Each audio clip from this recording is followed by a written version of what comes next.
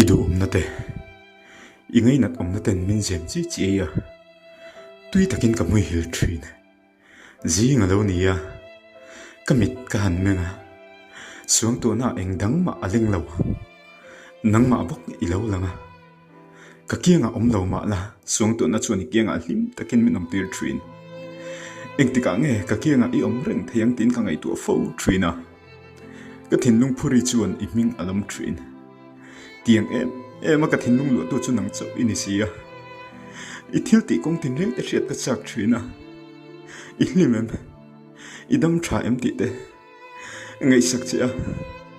do ta ka em kol chei ka du tu samania sin I kiang om ka kham ngai lova ku avong phong reng thei che ila I kut vonin leng do ni la ma se min la tel tel sia ka ngai che I hriatiro ka mangai che ti po I tel lawan nun man hi ka lo zir ngai lova alo har sa khop mai voi khatal an ngai to chiang la kai ai mangai to che I hriat chuan min kal san do nia ma se hei ka chiang tinge tiang em ka na tak mai de na min pe a I kal le ma yang mo a thei lo hring nun hi fer lo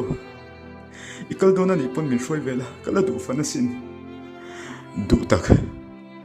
I kal lui ni chuan e lo ker le ma la I tang ka om to lo wanga ngai em chung che in ka tha che thul tu ang du tak voi kha chia han ngai tu non le te